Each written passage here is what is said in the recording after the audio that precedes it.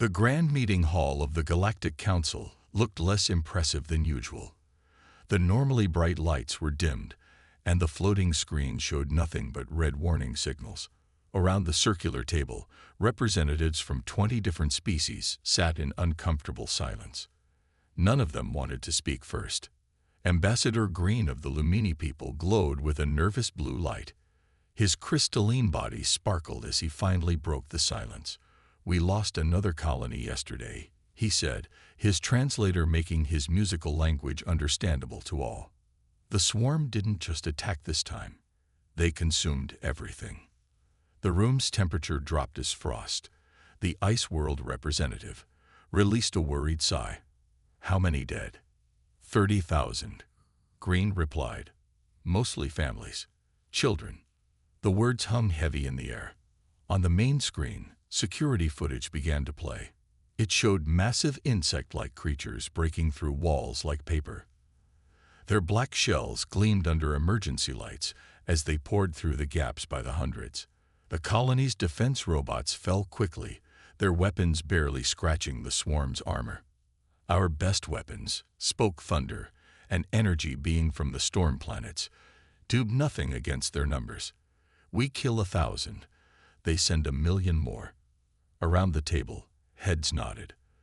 The swarm had appeared 6 months ago from the dark space between galaxies. At first, they attacked only outer colonies. Now, they threatened everyone. Ambassador Green's glow shifted to a determined white. "I have a suggestion. One we haven't tried yet." He paused, his light dimming slightly. "We could hire the humans." The reaction was instant.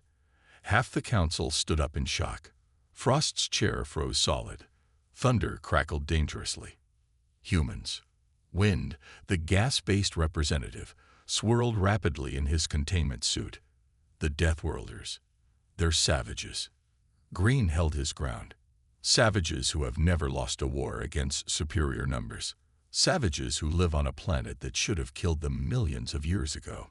Savages who," he brought up new images on the screen, "might be our only hope." The screen showed classified footage of human military training. Beings running for hours in heavy gravity. Soldiers carrying weights that would crush most species. Humans practicing combat in conditions that would kill 90% of the galaxy's inhabitants. "They're Class 12 Deathworlders," Green continued. "Their planet tried to kill them so many times that they learned to kill back. They eat poison for pleasure. They expose themselves to radiation for darker skin.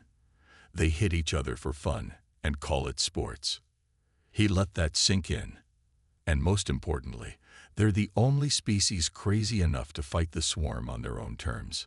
Thunder sparked thoughtfully. "The humans have kept to themselves since we discovered them. They'd follow our trade laws. They haven't started any wars." "Because they're watching us," Wind interrupted. "Learning our weaknesses." "No." Green's glow turned gentle. "Because they're waiting to see if we're worth talking to. I studied them. They're not just violent. They create beautiful art, music, and poetry. They cry at sad stories and help injured animals. They're complex." The main screen changed again, showing a human settlement on a harsh desert world. Where other species needed massive protective domes, the humans had built simple, effective structures. They had made the deadly environment work for them. "The swarm attacks another colony every 3 days," Green said quietly. "At this rate, we have 2 months before they reach our core worlds. We need help. We need creatures who look at a death planet and see a home. We need—" He took a moment to use the human phrase correctly. "Crazy enough to work." The council chamber fell silent again. One by one, the representatives looked at the casualty numbers, then at the human footage, then at each other. Frost spoke first. "I vote yes. Let's call the Deathworlders." The vote wasn't even close. Fear of the swarm outweighed fear of humans. As Green sent the message to the human embassy, he glowed hopefully. "Sometimes," he thought, "you need monsters to fight monsters." He just hoped these monsters were still human enough to care. The council station's docking bay had never been so quiet. 20 guards stood ready, though everyone knew they wouldn't stand a chance if things went wrong. Ambassador Green's glow had shifted to a nervous yellow as they waited for the human ship to arrive. "Remember," he told the guards, "no sudden movements. Humans can react faster than our targeting systems." The human ship appeared suddenly, breaking through space in a way that made several council members step back. It was small, dark, and looked nothing like the smooth ships of the council races. This ship was built for function, not beauty. "They're requesting docking permission," said the control room operator. "They're also asking if we have coffee." Green brightened slightly. "Tell them yes. We stocked up on human supplies." The ship docked with a heavy clang that made everyone jump. The airlock cycled, adjusting to human breathable atmosphere. Then the door opened, and Captain Stone stepped out. She was shorter than they expected. The council members had imagined a giant, but Stone stood just under 6 feet tall. Her dark uniform was simple, with only a few marks of rank. What caught everyone's attention was how easily she moved in the station's artificial gravity. "You should adjust your gravity lower," she said, looking around. "This is barely 60% of Earth standard. Your people must be struggling." The council members stared in shock. What they had set as high-gravity conditions to contain a dangerous Deathworlder was, to her, uncomfortably light. Green floated forward. "Captain Stone, welcome to."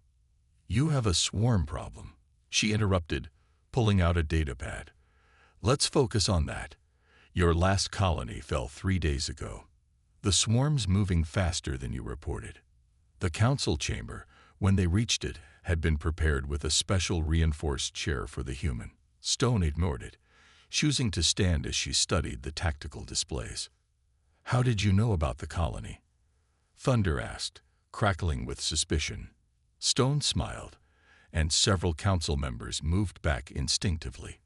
"We've been watching. Humans might keep to ourselves, but we're not blind. The swarm crossed into our observation zone 2 months ago." She touched the display, zooming in on swarm movement patterns. "You're fighting them wrong. Look here and here." She pointed to 2 spots. "They're not just attacking randomly. They're cutting off escape routes." The council members crowded around, their fear of the human temporarily forgotten. "They're smart," Stone continued, "but they think like hive insects. That's their weakness. They expect everyone to think like them. That's why your defenses fail. You try to fight with logic and patterns. You need chaos." Wind swirled nervously. "What do you mean?" Stone's smile grew wider. "Humans are good at chaos. We had to be. Our planet tried to kill us with everything from microscopic bacteria to giant predators. We survived by being unpredictable." She pulled up new data on the screen. Human battle tactics that made several council members feel sick. "Your weapons are too clean," she explained. "Too efficient. The swarm adapted to energy weapons centuries ago. But they've never seen anything like human warfare. We still use explosives, projectiles, even chemical reactions. We fight dirty because sometimes dirty works. You want to bring primitive weapons into a space war?" Frost asked, ice crystals forming in worry. "Primitive." Stone laughed. "We launched ourselves into space by strapping ourselves to controlled explosions. We split atoms for power. We use radiation for medicine. What you call primitive, we call effective." She turned to face the council fully. "I can help you. My team can train your people, protect your colonies. But I have one condition." She paused, making sure she had their attention. "No interference. When we fight our way." The council chamber fell silent. Green glowed thoughtfully, then spoke. "The human way. How many casualties?" "Among civilians, 0. Stone's voice was firm. "We're monsters, but we're monsters with a code. We protect those who can't protect themselves." One by one, the council members looked at each other. They had called a Deathworlder, and she had shown them both their salvation and their prejudice. Green glowed bright white. "When can your team start?" Stone checked her datapad. "They're already on their way. Like I said, humans plan ahead." As she turned to leave, Stone stopped at the door. "Oh, and about that coffee you mentioned. My team drinks it black. We'll need a lot of it." The council watched her go, wondering if they had just saved their civilization or invited something even more dangerous than the swarm into their worlds. Only time would tell. The Thunder Child arrived 3 days later. The human combat ship looked nothing like Captain Stone's diplomatic vessel. It was larger, darker, and covered in what the aliens thought were battle scars, but were actually design features. The Council observation team watched in horror as 12 humans began their basic preparation routine. "What are they doing to themselves?" Wind asked, his gaseous form swirling in distress as they watched through the observation window. "They call it a warm-up," Green explained, his crystalline form glowing dimly with fascination. The humans were running laps around the cargo bay, carrying heavy packs in the ship's Earth-normal gravity. "But they're sweating," Frost noted with disgust. "Leaking water and minerals. That's dangerous." "That's the point," Captain Stone said from behind them, making several council members jump. She had a habit of moving quietly despite her heavy world origins. "We push our bodies so they get stronger. You should see what we call a real workout." The observation team watched as the human strike team moved from running to what they called sparring. 2 humans would fight each other, pulling their punches but still hitting hard enough to make the observers wince. "Stop them," Thunder crackled.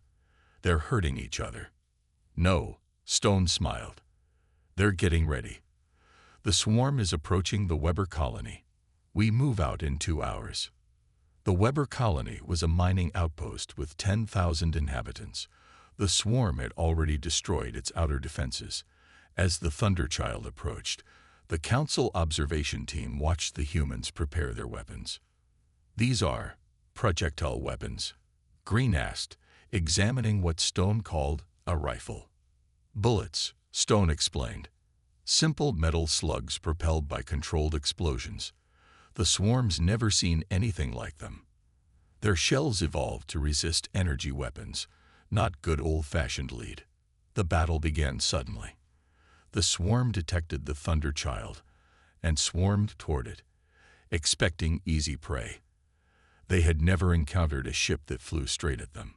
"All guns free to fire." The human commander's voice rang through the ship. "Remember your training. Short bursts, center mass. They want to dance. Let's show them how humans dance." The council team watched in amazement as the human weapons tore through the swarm's ranks.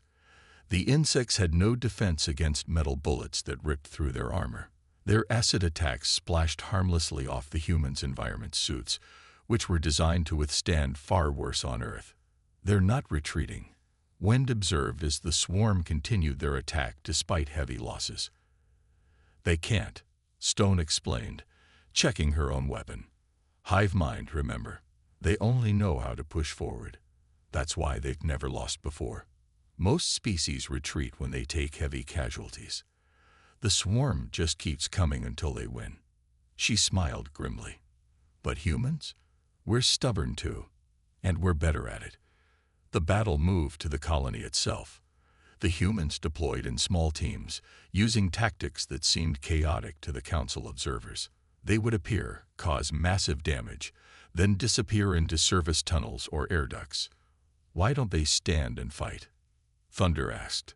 "Because that's what the swarm expects," Stone replied. "Look at them. They're confused. They've never fought an enemy that thinks like us. We're not trying to win fairly. We're trying to win completely." The turning point came when the humans deployed what they called bug bombs, simple explosive devices that filled corridors with shrapnel. The swarm, used to facing energy shields and plasma weapons, had no defense against flying metal fragments. 3 hours after the battle began, the Weber colony was secure. The human teams had suffered no casualties. The swarm had lost thousands. "Impossible," Wind whispered, watching the humans help colonial security set up new defenses. They won using primitive weapons and exercise. Stone shook her head. We won because we're human. We evolved on a world that tried to kill us every day. We learned to be stronger than our environment, smarter than our predators, and more adaptable than our competitors. She looked at the dead swarm warriors being cleared away. The swarm thinks it's unstoppable because it never loses.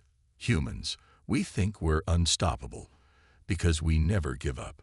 The council team watched as the human strike force began teaching colonial security how to use their weapons. For the first time since the swarm appeared, there was hope.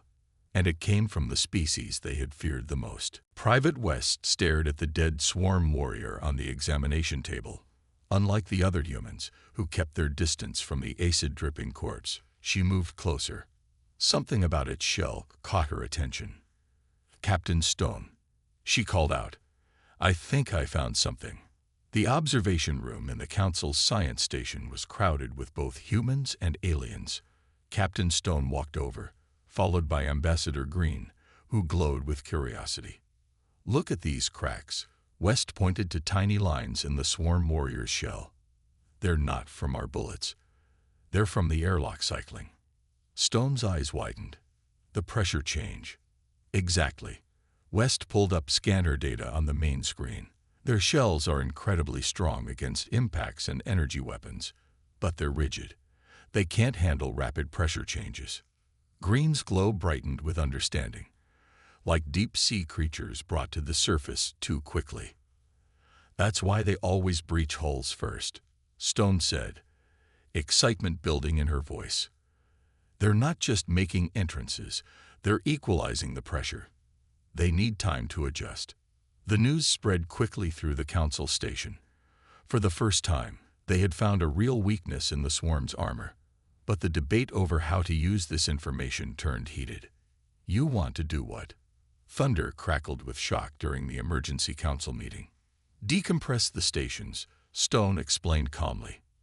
"When the swarm attacks, we vent the atmosphere in sections. Their shells will crack under the sudden pressure change." "That's barbaric." Wind swirled in agitation. "Those are living beings." "Those living beings have killed millions," Stone countered. "Sometimes you have to think like a monster to defeat one." Frost formed sharp icicles in concern. "But what about the station crew?" "We evacuate all non-essential personnel first," Stone explained. "Combat teams will wear pressure suits. We're used to fighting in hostile environments. Earth's oceans have taught us well." The council chamber erupted in argument. Some members were horrified by the primitive tactic. Others saw the logic but feared the consequences. Through it all, Stone stood quietly, waiting. Green finally spoke up. "Show them the projection models." Stone nodded and activated the main display. "If we continue fighting the conventional way, we'll lose another 30 colonies in the next month. Using our new tactic, we can stop them at the next target." She paused. "The choice is yours. Fight clean and lose, or fight dirty and save lives." The council voted. It wasn't unanimous, but desperation won over disgust. They would try Stone's plan. The swarm attacked the Baker station 3 days later. This time, the defenders were ready. "Seal all emergency suits." Stone's voice rang through the command channel. "Prepare for Operation Pressure Drop in 3, 2, 1. The station's atmosphere vented in carefully planned sections. The swarm, caught in the decompression wave, tried to retreat, but their rigid shells couldn't adapt quickly enough. Thousands of warriors died as their armor cracked and split. The human combat teams moved through the vacuum, their suits designed for exactly these conditions. They finished off the surviving swarm warriors with precise shots to the newly exposed weak points. In the council observation room, the aliens watched in stunned silence. The battle was over in 20 minutes. The station was saved with minimal damage. "I don't understand," Wynne said quietly. "How did you think of this?" "Because we come from a world of extremes," Stone explained. "Earth has deep oceans, and high mountains, burning deserts and frozen poles. We learned to use our environment as a weapon because often it was the only weapon we had. Green glowed thoughtfully. You think like the monsters you fight. No, Stone corrected him. We think like survivors. There's a difference. She turned to face the council members. The swarm fights like a perfect machine, always following the same patterns. Humans, we adapt. We look for weaknesses. We change our tactics. And most importantly, we learn from every battle. The news of the victory spread quickly through council space. More stations and colonies began requesting human defenders. The species they had once feared as barbaric Deathworlders were now seen as guardians. Perhaps, Green said as they watched human teams train colonial defenders in pressure suit combat, we needed monsters of our own to survive. Stone smiled. We're not monsters, Ambassador. We're just humans. That's scary enough. The council station's recreation area had changed a lot in the past month. What was once a quiet space now buzzed with activity as humans and aliens mixed during their off-duty hours.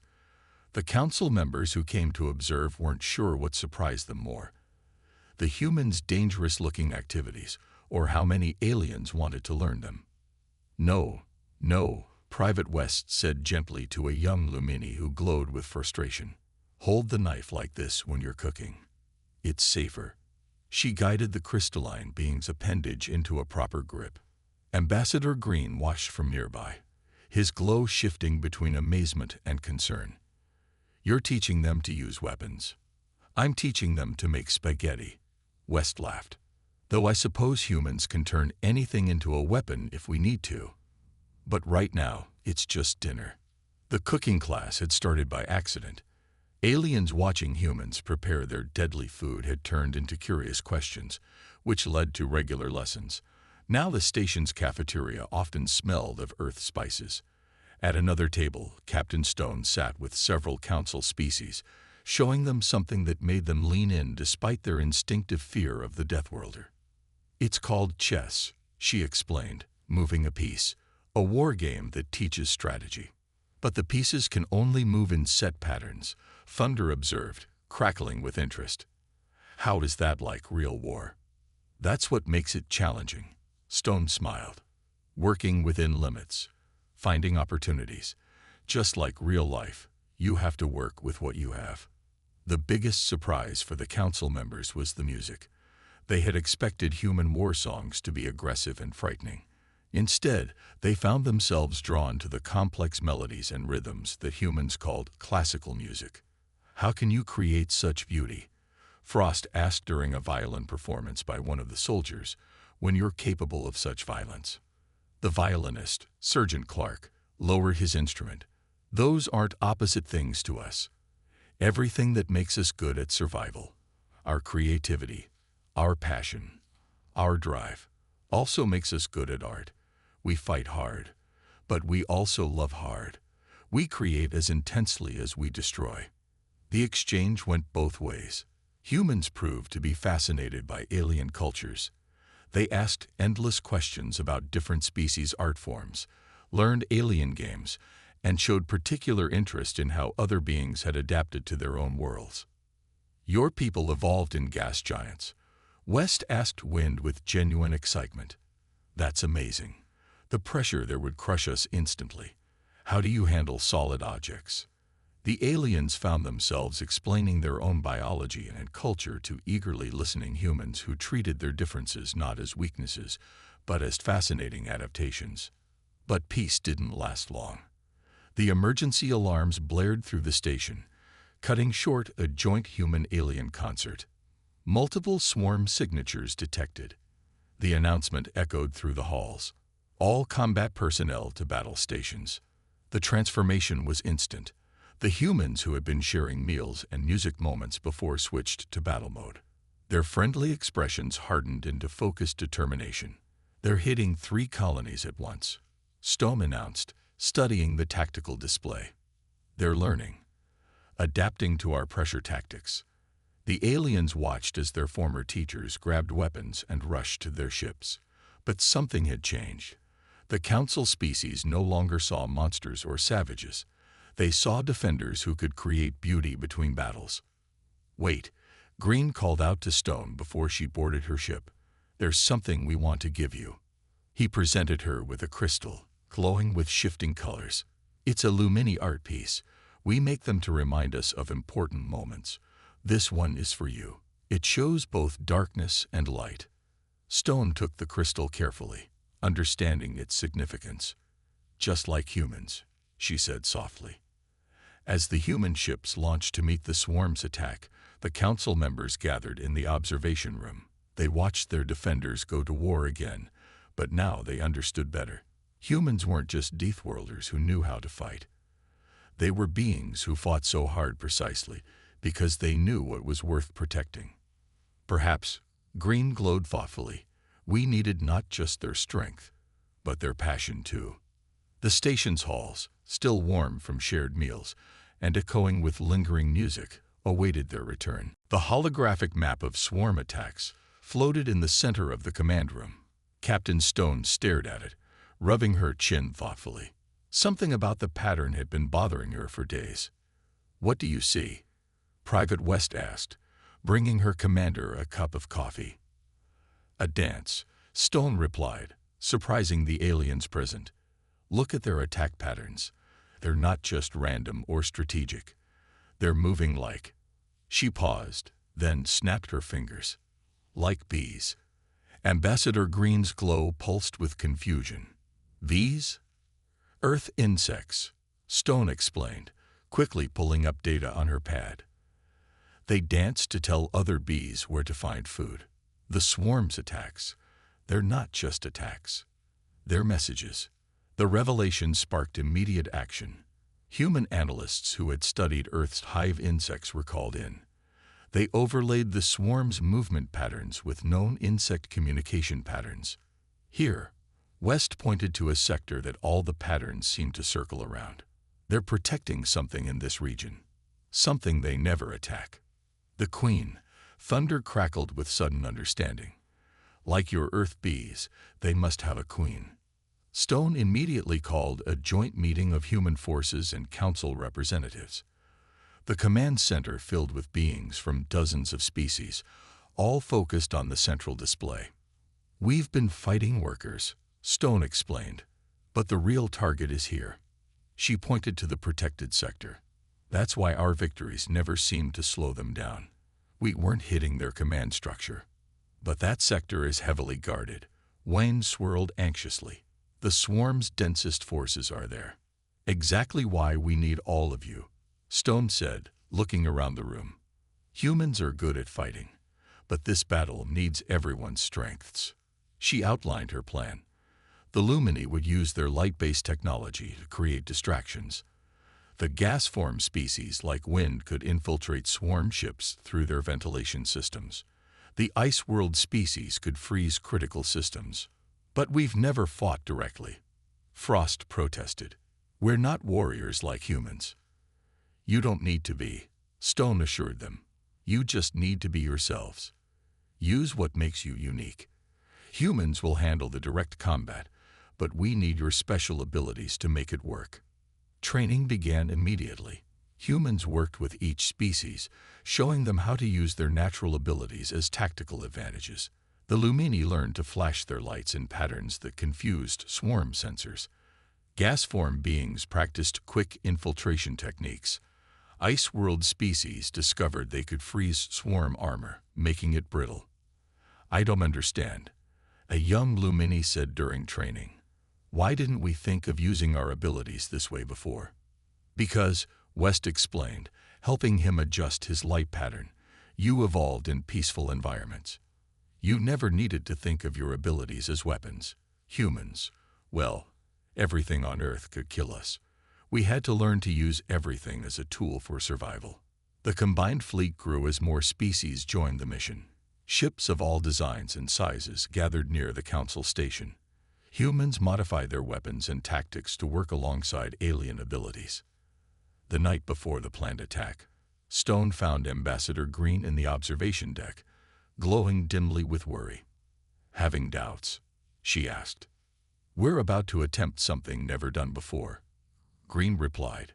"Different species fighting together, using abilities meant for peace as weapons of war. It feels wrong." Stone watched the gathered fleet through the window. On Earth, there's a saying: the fiercest fights aren't for glory or hatred. They're for protecting what we love. She turned to Green. "We're not fighting because we're good at violence. We're fighting because we're good at seeing possibilities, even in peace-loving species." The final briefing was short. Every being knew their role. The humans would lead the charge, but every species would play a crucial part. "Tomorrow," Stone told the assembled forces, "we show the swarm something they've never seen before. Not just human warfare, but the combined strength of every species working together. They think they're unstoppable because they're all the same. We're unstoppable because we're all different." As the crews headed to their ships, Green glowed with a new color, one that humans had learned meant determination. "Ready to make history?" Stone asked them. "Ready to make the galaxy safe," Green replied, using the human phrase he had learned.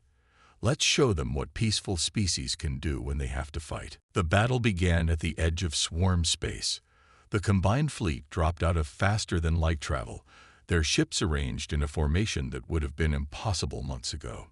Human warships flew alongside Lumini light vessels and gas-being carriers, while Ice World ships maintained protective barriers around them all. "Remember your training," Captain Stone's voice carried across all channels. "Every species, every ship has a role. Trust each other. Trust yourselves." The swarm responded exactly as expected, with overwhelming numbers. Millions of insect-like ships poured out of their territory, a wave of chitin and acid ready to destroy anything in its path. But this time was different. The Lumini ships flashed in complex patterns, their light-based technology confusing the swarm's sensory systems. Gas-form beings slipped through enemy ship vents, disabling systems from within. Ice World vessels froze swarm weapons, making them brittle enough for human weapons to shatter. "Push forward," Stone commanded from the Thunderchild. "The Queen's chamber is 10,000 kilometers ahead. West, status report." "Swarm resistance is heavy," Private West replied from her station. "But they're predictable. They're defending in layers, just like Earth insects." The combined fleet moved like a single organism. When swarm ships broke through the ice barriers, human gunners cleared them. When acid attacks threatened human ships, Lumini light shields deflected them. Every species covered the other's weaknesses. Finally, they reached the central chamber, a massive structure floating in space, protected by the densest concentration of swarm ships they'd ever seen. "Now," Stone ordered, initiating their final plan. Gas-form beings infiltrated the Queen's chamber through microscopic gaps, carrying tiny but powerful human explosives. Ice World ships created a freezing barrier around key sections. The Lumini focused all their light energy to create a blinding flash that confused the defensive swarms. In that moment of chaos, human ships launched their strike. The Thunderchild led the charge, its guns blazing with the specialized ammunition they'd developed. Bullets that fragmented into frozen shrapnel, coated with gas-being particles that could penetrate swarm armor. "The Queen," West's voice rang out as their sensors finally penetrated the chamber. "She's trying to escape." But they had planned for this too. The Council species had surrounded the sector in a perfect sphere, using their combined technologies to create a trap that no single species could have managed alone. The battle reached its peak. The Queen, a massive being larger than any swarm creature they'd seen, emerged from her chamber, surrounded by thousands of guards. But as she tried to flee, she found every escape route blocked by a different species' technology. "Together," Stone commanded, "everything we have now." Human weapons, Lumini lights, gas-being infiltrators, and Ice World freezing rays all struck at once. The Queen's defenses, evolved to resist any single type of attack, couldn't handle the combination. Her massive form shuddered, then went still. Without their Queen, the swarm ships became disorganized. The hive mind that had made them so dangerous now made them vulnerable. Within hours, the threat that had terrorized the galaxy was over. The victory celebration at the Council Station was unlike anything in galactic history. Species that had once feared each other now celebrated together. Humans taught alien children their games, while Council species shared their art and music. Captain Stone. Ambassador Green glowed brightly as he approached her during the celebration. The Council has made a decision. Stone raised an eyebrow. Should I be worried? No. Green's glow turned warm. We're creating a new classification. Humans will no longer be called Deathworlders. From now on, you're classified as a guardian species. Stone smiled. And the others, the ones who fought with us. They've all been invited to join the first multi-species defense force. Green gestured to where West was teaching a young Lumini how to play chess, with humans as chief combat instructors, of course. The station's main hall had been transformed. Where once there had been fear and separation, now there were beings of all species learning from each other. Human combat training mixed with Lumini art classes. Ice world architecture blended with gas-being environmental designs. You know, Stone said, watching a human child amazed by a Lumini's light display. When you called us, you thought you were getting monsters to fight monsters. Green's glow pulsed with understanding. Instead, we got teachers who showed us how to be strong without losing who we are. That's humanity's real strength, Stone concluded. Not that we're good at fighting, but that we never forgot how to create even when we had to learn to destroy. We're survivors who remember why survival matters. As the celebration continued, the galaxy had changed forever. They had called a Deathworlder in desperation, but found something far more valuable.